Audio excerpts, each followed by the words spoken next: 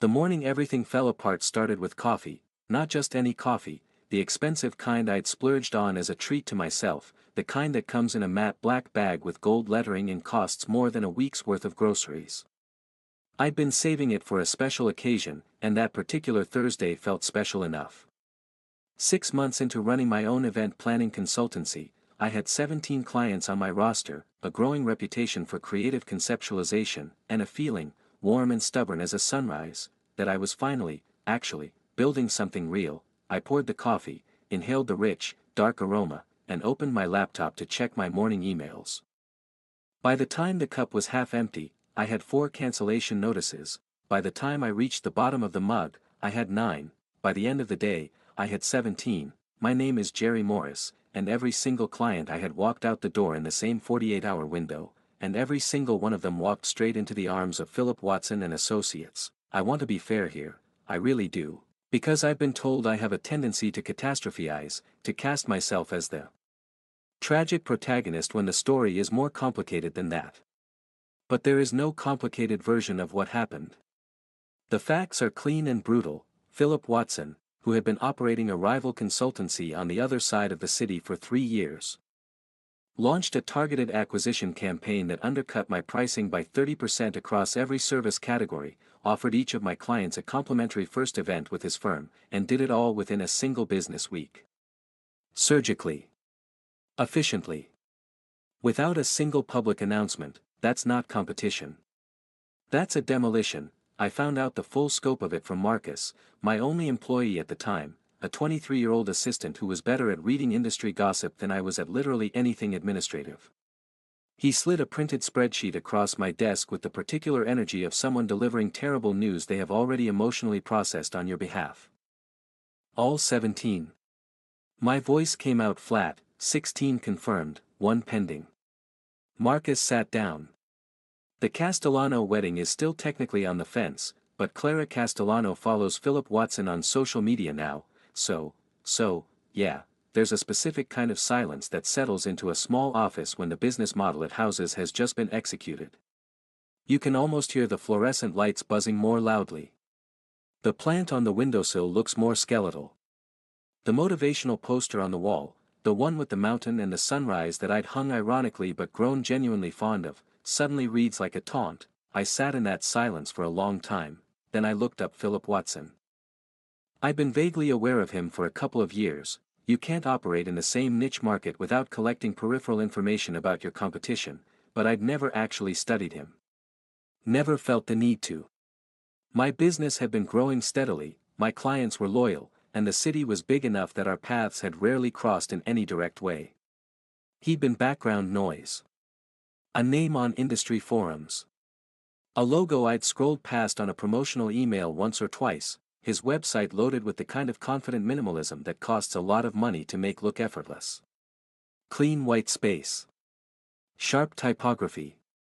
A portfolio that covered galas, corporate retreats, charity auctions, product launches, and 3 weddings so photographically stunning that I actually felt a physical pang of something, not quite jealousy, not quite admiration, something that lived uncomfortably between the two. His headshot was in the top right corner.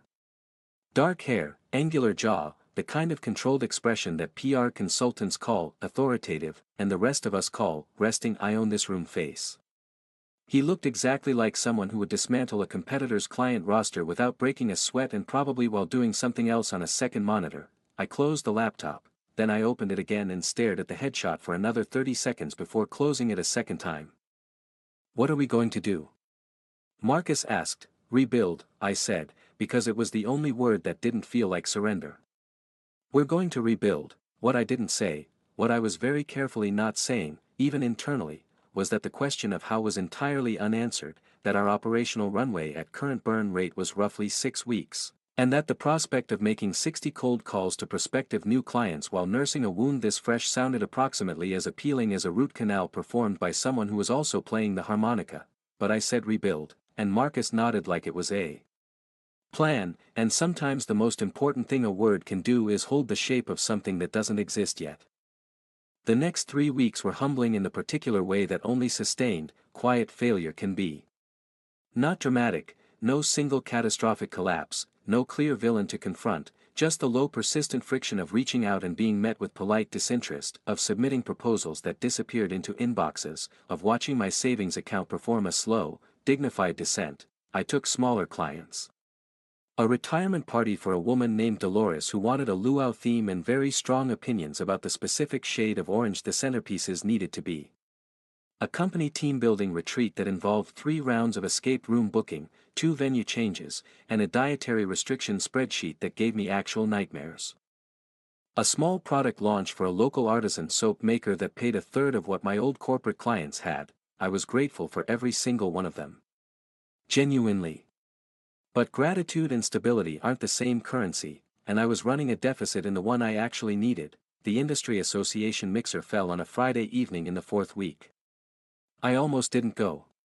Marcus had to physically argue me into putting on a jacket, deliver a brief speech about professional visibility and networking equity, and then stand by the door of my apartment building until I actually left. The venue was the kind of upscale hotel bar that event industry people choose specifically because choosing it says something about their taste. Warm amber lighting, a pianist playing something classical in the corner, servers circulating with glasses of white wine and small plates of food that were artful but not particularly filling.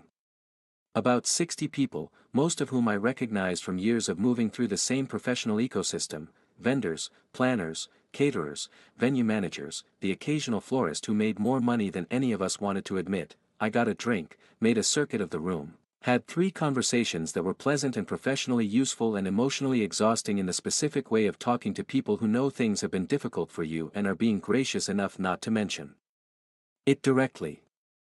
And then someone touched my shoulder. I turned around. Philip Watson was taller in person than his headshot suggested, which is unusual because headshots are generally taken at flattering angles. He was wearing a charcoal jacket over a deep green shirt, the collar open, the kind of put-together but not trying too hard look that takes either natural instinct or a very good stylist. His eyes were darker than I'd expected. Gray-green, the color of a lake on an overcast day. He extended his hand. Jerry Morris. It was not a question. He already knew my name. He said it the way people say names when they've been carrying them around for a while. I shook his hand, because the alternative was standing there like an idiot. Philip Watson, I was hoping I'd run into you tonight. I can't imagine why, I said, and I meant it to come out dry and controlled, and it did, mostly, except for the very slight edge underneath it that I hadn't quite managed to file off. Something flickered across his expression. Not amusement, exactly. More like recognition, like he'd heard the edge and was filing it in a specific place. I wanted to introduce myself properly. We've been operating in the same space for long enough that it seems overdue. It does seem overdue, I agreed.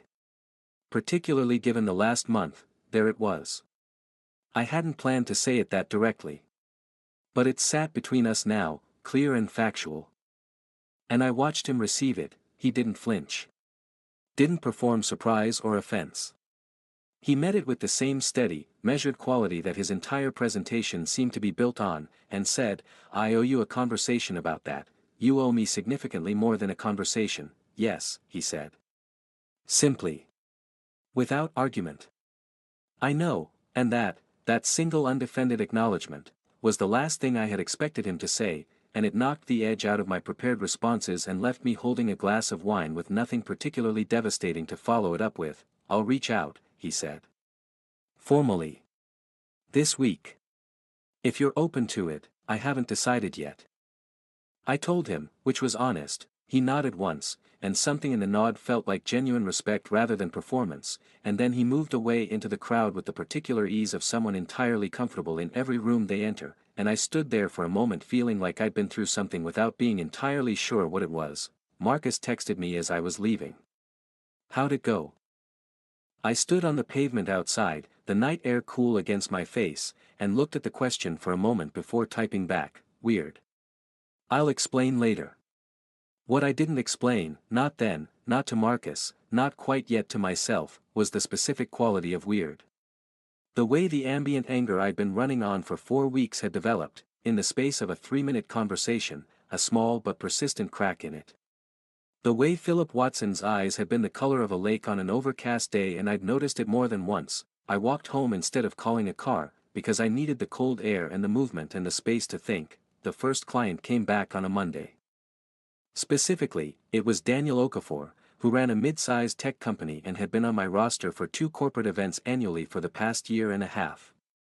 He called rather than emailing, which was unusual, and he sounded slightly awkward in a way that Daniel Okafor, who had the communication style of a man who had done extensive executive presence training, never sounded. Jerry. It's Daniel. Listen, I want to come back to your firm. For the Q4 awards dinner, I was standing in my kitchen making toast and I very nearly dropped the phone. I appreciate that, Daniel. Can I ask what prompted the change? A pause. I got a note, sorry, a handwritten note. From Watson. Saying, and I'm paraphrasing here, that he'd approached my account in a way that wasn't entirely ethical and that in good conscience he wanted to recommend me back to you. He also refunded the deposit I'd paid his firm. I sat down on the kitchen floor. Not dramatically, there just wasn't a chair close enough and my legs made a unilateral decision. He refunded your deposit, I repeated. Handwritten note, Daniel confirmed. Real stationery. Nice handwriting, actually. Surprisingly loopy for someone who seems so, controlled. I was going to say aggressive, but yes, after I got off the phone with Daniel, I called Marcus. Marcus answered with the voice of someone who had been awake for a while and had already consumed significant caffeine. Okafor's coming back, I said. What? How? Watson sent him a handwritten note. Silence on the line. Marcus, I heard you, I'm just processing. Get in line. By Thursday of that week, 4 more clients had called with variations of the same story. Same handwritten notes. Same refunded deposits.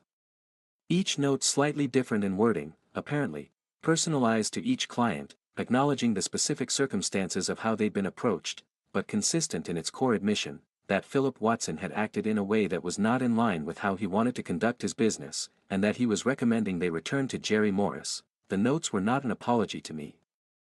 They were written to the clients. But the effect was that each phone call that came in functioned as a kind of relay, Philip Watson's acknowledgement, transmitted through the voices of the people he'd taken from me, landing in my ear one by one like stones dropping into still water. Marcus tacked a running tally to the whiteboard in our small office. Under one column, returned. Under another, pending. By the end of the second week, 9 clients had come back. The formal email from Philip Watson arrived on a Wednesday afternoon, subject line, overdue conversation. It was not a long email. It didn't try to be charming or elaborate. It said, in the precise way of someone who had clearly drafted and revised it multiple times to strip it down to exactly what was necessary, that he had used competitive tactics in acquiring my client roster that crossed ethical lines he now regretted crossing. That he was in the process of reaching out to each client individually and that he expected several more to contact me in the coming weeks. That he would understand entirely if I had no interest in any further communication beyond this acknowledgement, but that if I was open to it, he would value the opportunity to meet in person. He signed it, Philip Watson. No title. No company affiliation. Just the name, as if he was writing it as a person rather than a business entity. I read it 3 times. Then I hit reply and typed, Thursday at 3. Name a place. He replied within 4 minutes. The name of a small, serious coffee shop that I happened to know made exceptional espresso. Not a restaurant with the power dynamics of a business lunch. Not a bar with the loosening effects of alcohol. A coffee shop at mid-afternoon, neutral, focused, and with excellent coffee, which felt like either a coincidence or an extremely deliberate choice. I suspected it wasn't a coincidence. He was already there when I arrived, which I clocked as intentional. Arriving first removes the advantage of a late entrance and signals a certain kind of respect. He had 2 cups on the table and looked up when I walked in with the same steady, measured expression from the mixer, the one I'd been carrying around in my head for the past 2 weeks and trying not to examine too closely. I ordered for you, he said. Based on what I know about your professional reputation and what I know about coffee shops. Tell me if I got it wrong. I picked up the cup. Cortado. Strong, clean, not sweet. You didn't get it wrong, I said, and sat down. We looked at each other for a moment across the small table and I was struck again, involuntarily, by the gray-green of his eyes and the way he held himself. not tense, not performatively relaxed, just present in a way that I found both irritating and difficult to look away from. "Before you start," I said, "I want you to know that I've read your email and I've received 11 phone calls in the past 2 weeks from clients you sent back. I don't need an apology. I need an explanation." He nodded. "Fair, why did you do it?" "The acquisition campaign. The timing of it. It was targeted, you clearly had specific information about my client roster." "How?" He was quiet for a moment. Not avoiding the question, thinking about how to answer it accurately. "An ex-employee of yours," he said finally. "Someone who left your firm 6 months ago and came to work for mine. She shared client contact information and pricing sheets. I didn't ask for them directly, but I used them, I absorbed that." The employee he was describing, I knew exactly who it was. Her name was Sophia, and she had left citing a better offer, and I had wished her well and processed the departure as a routine attrition event. It had never occurred to me that she would treat client data as portable. "And when did you realize it was a problem?" "Immediately," he said. "Which is what makes it worse, not better.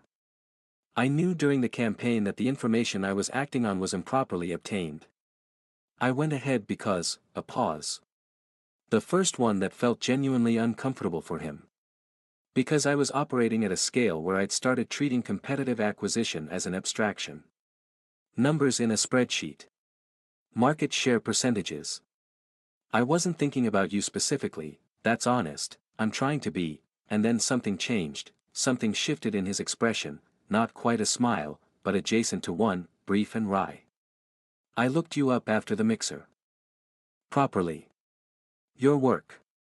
Not just the client list and the pricing sheets, the actual events you've produced, the vendor reviews, client testimonials. The way you conceptualize. The Hartwell Gala from 2 years ago, the suspended installation with the projected maps. The corporate retreat where you designed the team challenge around the company's actual product architecture." I hadn't expected him to cite specific work. "The surprise of it must have shown on my face. You're genuinely good, Jerry. You build things that have ideas inside them. When I went back and looked at what I'd done to your business, I wasn't looking at a market share percentage anymore." He wrapped his hands around his coffee cup. "I was looking at someone I'd deliberately damaged, and the work didn't match the treatment." The coffee shop was quiet around us. Afternoon light came through the windows at a low angle, throwing warm rectangles across the wooden floor. The espresso machine hissed briefly behind the counter. "The notes," I said. "Handwritten." Email felt insufficient. "Where did you get the stationery?" "It's unusually good." He blinked, apparently not having expected that specific question. "My mother. She buys it for me every year and I never use it." I thought it was finally the appropriate occasion. I laughed before I could stop myself. It was small and slightly disbelieving, the kind of laugh that escapes when the world refuses to remain as bleak as you've arranged it. He looked at me when I laughed.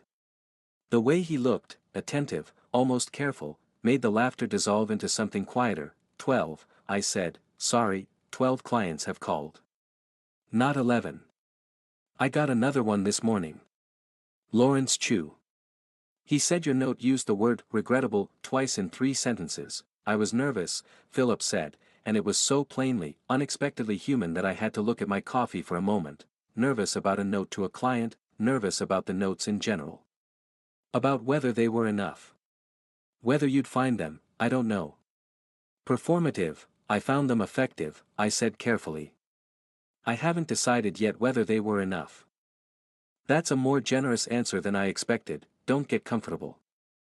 The corner of his mouth lifted. Just slightly. And something in my chest did a thing I very sternly told it not to do. "If you're still watching, make sure to subscribe." Let's see what happens next. We stayed in that coffee shop for 2 hours. Technically we'd covered the necessary ground within the first 40 minutes, but neither of us made the move to leave. We talked about the industry, about the direction it was moving, the way corporate clients had shifted post-pandemic in their expectations around experiential design, the growing tension between scalable efficiency and genuine creative differentiation. We disagreed on several points in the specific productive way of 2 people who respect each other's competence enough to argue properly. He had strong opinions about logistical infrastructure that I found somewhat conservative. I had creative approaches that he found, I gathered, insufficiently scalable, though he said it more diplomatically than that. At one point he pulled out a small notebook, the actual physical kind, not a phone, and wrote something down in the middle of something I was saying, and I stopped mid-sentence. "Are you taking notes?" I asked. He looked up. "You made a good point about the vendor briefing model." I didn't want to lose it. I stared at him. "You're taking notes on a conversation that started as an apology. Multi-purpose conversations are efficient." But there was something in the way he said it, the smallest trace of self-consciousness. Quickly contained, that made me think he had surprised himself slightly with the notebook gesture. "What did I say?" I asked. He looked down at what he'd written. Turned the notebook slightly so I could see his handwriting. Which was, as Daniel Okafor had mentioned, surprisingly loopy. When I walked out of the coffee shop into the late afternoon, the city felt different. Not better, exactly. The damage to my business had been real and the rebuilding was still very much in progress, but different. Like the story had grown a new angle I hadn't seen coming. Marcus was waiting in the office when I got back. He looked at my face and said, "You were gone 2 hours, we had a lot to cover." And, I set my bag down, hung up my jacket. "He's sending 4 more clients back." He confirmed it in person. "That'll put us at 16 of the 17, and the 17th, the Castellano wedding."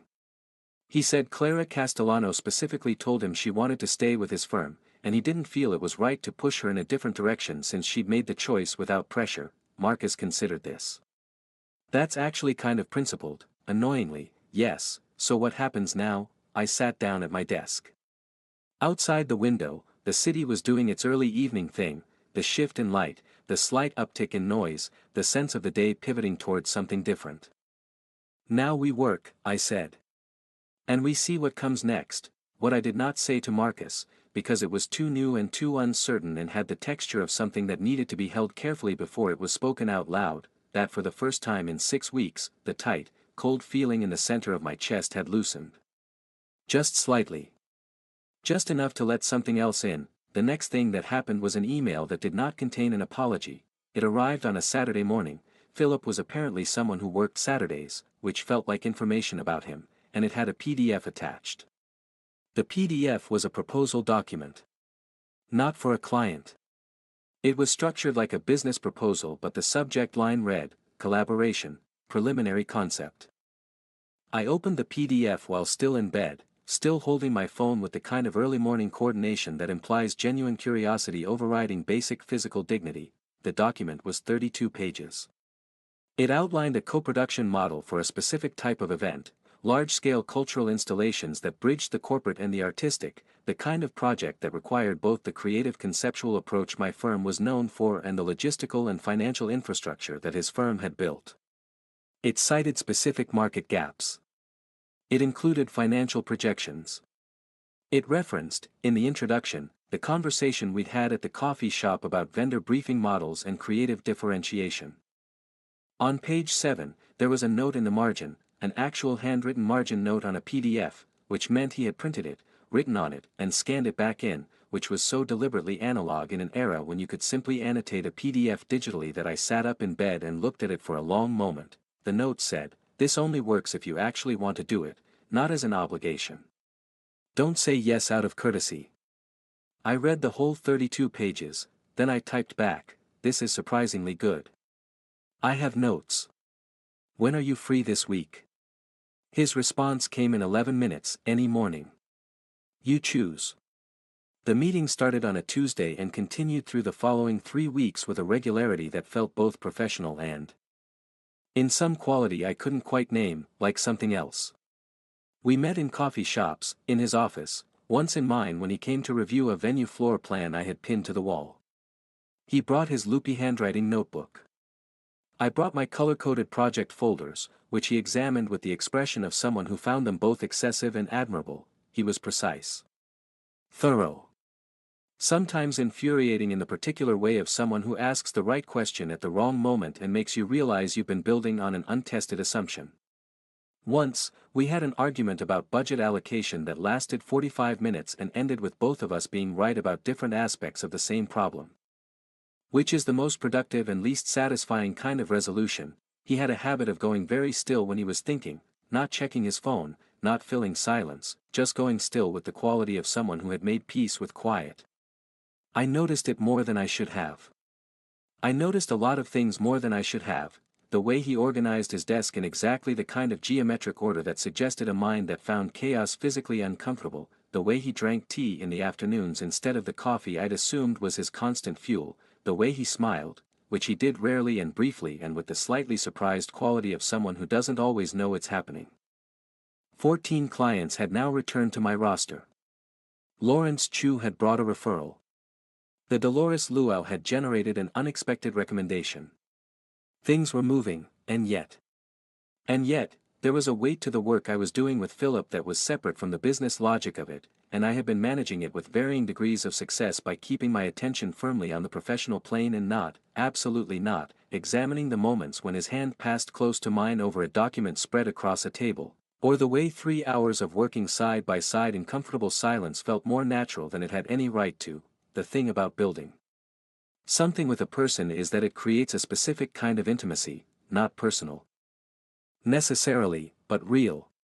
You learn how someone thinks by working with them. You learn their patterns and their blind spots and the specific character of their attention. And learning Philip Watson that way, through the architecture of his ideas, the precision of his planning, the unexpected places where his certainty dropped and he'd look at something and say, simply, "I don't know, what do you think?" was doing something to the story I'd been telling myself about him. The story had been, he was a rival who had damaged my business and was now making restitution.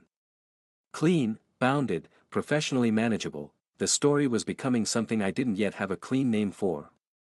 The shift happened on a Thursday evening when we were working late in his office. We'd been finalizing the proposal for the Mercer Foundation Commission, a major cultural installation for a centenary gala, the kind of project that the collaboration proposal had been built around in theory and was now real in practice. It was detailed work, the kind that requires sustained attention and benefits from two sets of eyes working through every element. His office was quiet, the city dark outside the large windows, the overhead lights replaced somewhere around 9 o'clock by the warmer glow of the desk lamp. We were sitting close. The floor plan was spread between us on his work table. Our chairs pulled adjacent rather than opposite. I was pointing to the entry sequence I'd redesigned, a progression of spatial experiences before the main installation space, building anticipation through scale, and he was listening with that particular quality of focused attention he had, and then I looked up and he was closer than I'd calibrated. He didn't move back, I didn't move back. For a moment we were just two people in a lamplit room with a blueprint between us, and the professional architecture of the entire preceding month was very present and also, suddenly, very insufficient to account for what was actually happening. "Jerry," he said, and the way he said my name, not the way he'd said it at the mixer.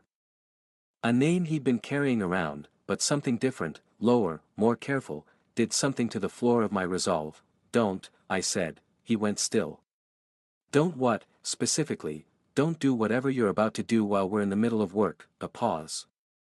"That's a conditional don't, not an absolute one. I'm aware of the distinction, so after the work." It was not a question. My heart was doing something undignified. "Philip, I'm not going to pretend I haven't been thinking about it," he said, with the flat precision he applied to everything, except this was not a budget projection or a vendor brief, and the precision of it, applied here, was somehow the most undoing thing.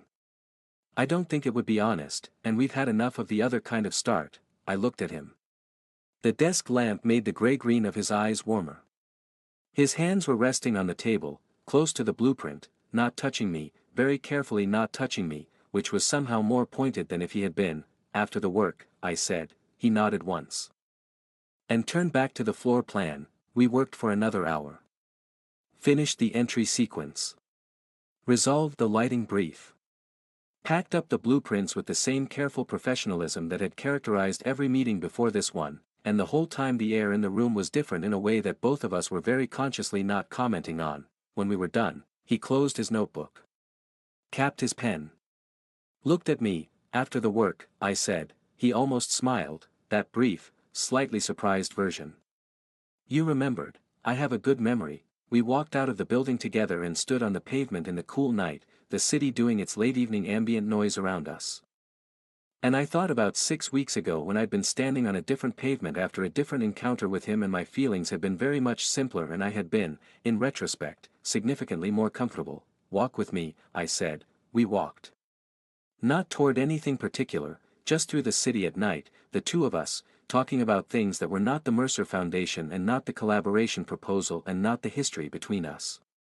He told me about growing up in a house full of noise, 4 brothers, a mother who cooked for an army as a default setting, and how the precision and order of his professional life was something he'd built deliberately against that backdrop.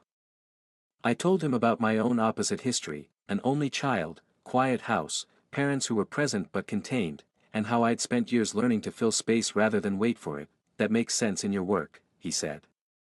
The installations. You design experience into empty space, and you design the space to hold it. He looked at me. Yes. Exactly. We stopped at a bridge. Not dramatic, just a pedestrian bridge over a canal, nothing cinematic about it, just the ordinary nighttime reality of a city in motion below us. We stood there with our elbows on the railing and the night air doing its patient thing around us. I need to ask you something, I said. Ask. The notes to the clients. Were they, did you calculate them? As a strategy for getting back into my good graces specifically, he was quiet long enough that I knew he was taking the question seriously and not just manufacturing a flattering answer. No, he said. They were about the clients. Making right with the people I'd actually wronged in a transactional sense. The fact that they also affected how you saw me was, another pause. A consequence I hoped for. But I wrote them because I owed them, not to engineer a particular outcome with you, and the collaboration proposal, that was partly strategic, he admitted. You're the best creative conceptualizer in the city, and the Mercer Foundation Commission was on the horizon and I'd already burned one bridge with you. Strategy, yes.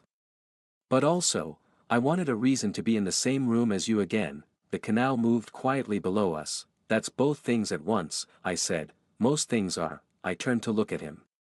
He was already looking at me, and his expression had lost the controlled professional quality and was something more exposed, the same underlying person but without the management layer, and it was the most honest face I'd seen him wear. You took everything from me, I said. Not with heat. Just naming the truth, yes, and then you gave it back, tried to. Most of it, and then you showed up in my work and my thinking and I stopped, your what? My sense of what the next part of my life looks like. He straightened up from the railing. Turned to face me fully. Jerry, this is probably a terrible idea, probably, he agreed, and reached out and tucked a strand of hair back from my forehead with the kind of careful deliberateness that suggested he had been thinking about doing exactly that for some time. I caught his wrist. Not to stop him. Just to hold it there, his hand at the side of my face, the night air and the quiet canal and the entirely improbable situation of being here with the person who had, 6 weeks ago, been the architect of my professional devastation. One condition, I said, name it, no more handwritten notes to other people about me. Anything you need to say to me. You say to me. Something changed in his face, that brief, surprised almost smile, but fuller this time, more visible, the kind of smile he didn't seem to have full control over. Agreed, he said, and then the distance between us, which had been maintained with such careful professional diligence for weeks and weeks, closed. Here is the thing about starting something with someone who has already seen the worst of what they can be toward you. There is no illusion phase. No carefully curated first impression sustained past a certain point. The architecture of the thing you're building is visible from the beginning, and you're building it on ground that has already been broken and turned. It is, in its own strange way, more honest than anything that starts in uncomplicated warmth. We were not easy on each other. That's the first thing I'd say. We were good together, genuinely, productively, in ways that surprised me, but we were not easy. Philip had very definite ideas about how things should work and so did I, and the overlap between our definite ideas was not always seamless. We argued. About work, first, but also about other things. About priorities and communication styles and the specific tax that his tendency toward controlled distance levied on me when I wanted to reach him and he had retreated into himself. He had walls. Not the dramatic kind that announce themselves, just a steady Quiet management of what he let out and when. I came to understand it as the thing he'd built against the noise of his childhood and had continued building long past the point of necessity, because that's what we do with our defenses, we maintain them past their useful life because we've forgotten how to evaluate the threat level from the inside. I told him this once, directly, the way I tend to do things when I've decided they need saying. He looked at me for a long moment. You spend a lot of time thinking about my architecture, it's professionally relevant. I design spatial experience. You're a spatial problem, that's either romantic or alarming, hold both, he did. That was the thing about Philip, when you gave him something real, he held it. He didn't deflect or diminish. He received it and sat with it and came back with something equally real, even if it took him longer to find it. The Mercer Foundation Commission was awarded to us jointly in the 9th week of our collaboration, which was also the 4th week of whatever we were to each other. The email came in on a Monday morning and I saw it first, sitting in the corner of the office that had become mine in his space. I'd started keeping things there, a folder, a coffee mug, the kind of slow territorial occupation that happens without formal negotiation, and I read it twice to make sure it was what it said it was. He came in from a call and I turned around and he read my face. We got it, he said, we got it. He sat down on the edge of his desk. He didn't say anything for a moment. He had the particular stillness of someone receiving good news that they've been wanting more than they've admitted. Philip, I said. He looked up. I crossed the room and kissed him and he received that the way he received everything real, fully, without management, his hand coming up to the back of my head with a certainty that matched none of his usual careful pacing. When we stopped, he was still holding on. We're going to fight about the installation, he said, extensively, and the budget, multiple times. And you're going to redesign something I've already finalized and call it an improvement, because it will be. And then I'll be annoyed and you'll be smug and we'll end up at the coffee shop, where you already know what I'm going to order. He laughed. Actually laughed, warm and genuine, the kind that's different from the brief surprised ones. This one had length to it. Had ease in it, had something that sounded like relief. I pressed my forehead to his. I'm still annoyed at you about the 17 clients, I told him. Just so we're clear, 16. The Castellano wedding was her choice, 16, then. I'm still annoyed, I know.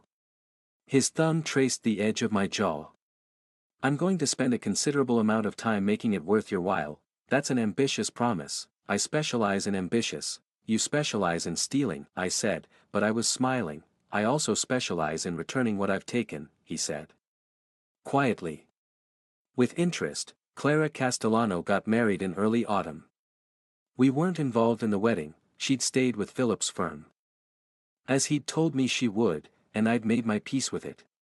Marcus had made a joke about it being the one that got away and I'd thrown a pen at him with affection, but she called me 3 weeks after the wedding, Mr. Morris.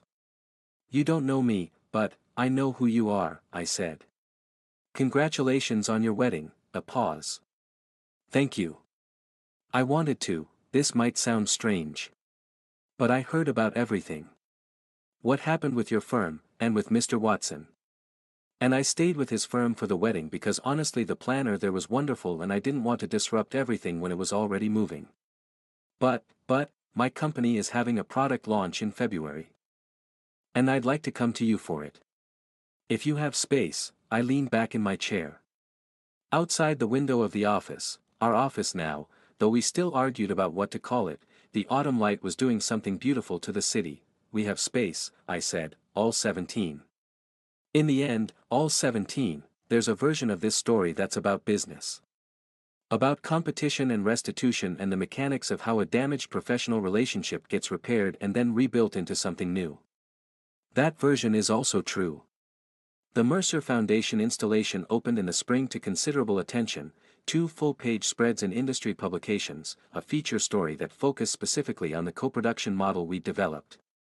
Several inquiries from organizations who wanted to know if we'd consider applying the same approach to their events. The collaboration worked.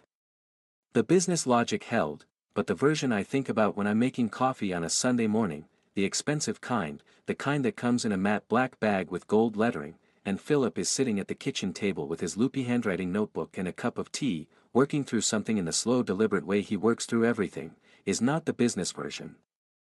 It's the version where I turned around at a mixer and found someone who had already been carrying my name. Where an apology arrived in handwriting that a mother had bought the stationery for.